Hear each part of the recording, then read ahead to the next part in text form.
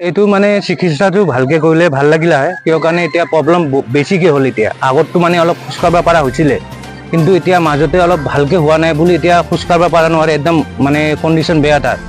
আৰু যোৱা ৩ মাহৰো অধিক সময় ধৰি আবদ্ধ হয় এটি বনৰীয়া হাতী। ভৰিত পোৱা আঘাতৰ বাবে আবদ্ধ হৈ আছে লালি নামৰ এটি বন্য হাতী। মহানগৰী বীৰকুছি অঞ্চলৰ সাতগাঁও সেনা শিবিৰৰ চৌহদৰ ভিতৰত আবদ্ধ হৈ আছে আমচিং অভয়াৰণ্যৰ পৰা খাদ্যৰ সন্ধানত ওলাই অহা হাতীটো। বন বিভাগৰ লোকে চিকিৎসা কৰি আছে যদিও পৰ্যাপ্ত নহয় চিকিৎসা, যাৰ বাবে ৩ মাহৰো অধিক সময় ধৰি সুস্থ হৈ উঠা নাই বন্য হস্তীটো। স্থানীয় লোকে বিচাৰিছে হাতীটোৰ উন্নত চিকিৎসা।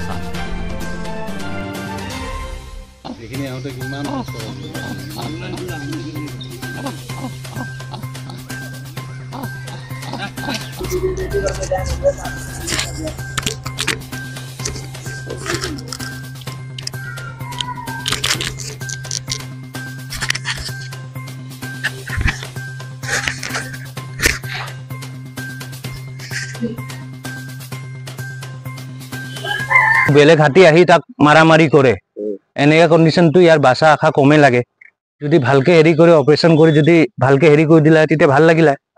এই 4 মাহ হ'লে আৰু 4 মাহ পাৰে হ'ল, কিন্তু খোৱা লোৱা এনে ফৰেষ্টৰ ডিপাৰ্টমেণ্ট আহি দি আছে, মেডিচিন দি আছে, কিন্তু দিলে এইটো ভাল হোৱা নাই এতিয়ালৈকে।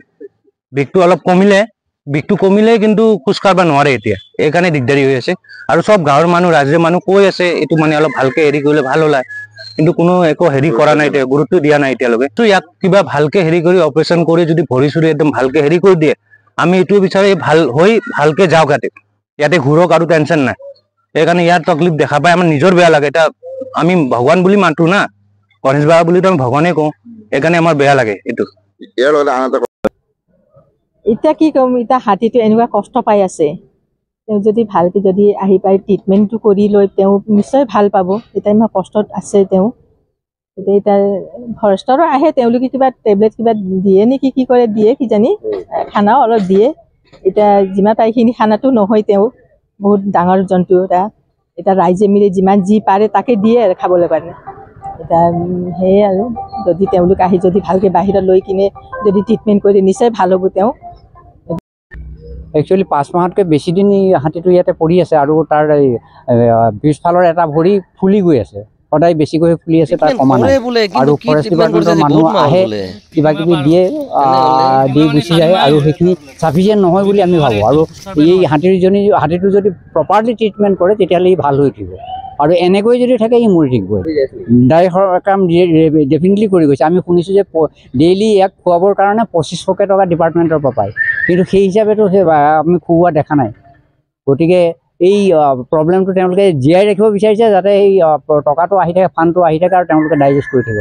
ইয়াত পৰি নাথাকিলে হয়, ভাল হৈ গ'ল। এইটো ফৰেষ্ট ডিপাৰ্টমেণ্টে এতিয়া লৈ যাব লাগে, হাতীটো প্ৰপাৰ ট্ৰিটমেণ্ট কৰিব লাগে আৰু ভাল কৰি ঘূৰাই দিব লাগে। মানে স্থানীয় মানুহৰে অসুবিধা হৈ আছে, কিয় কি তাক খোৱা লোৱাখিনি ব্যৱস্থা কৰিব লগা হৈছে। যদি ফৰেষ্ট ডিপাৰ্টমেণ্টে আহি আছে, আহিলেও তেখেতসকলে ইমান যোগান দিব পৰা নাই বা উন্নত চিকিৎসা দিব পৰা নাই। যদি উন্নত চিকিৎসা দিলে ভাল লাগিলে। এইটো 4 মাহ পাৰ হৈ গৈছে, নাই কৰা নাই। হাতীটো ভাল হোৱা বিচাৰোঁ, আৰু ভাল হ'লে ভাল লাগে।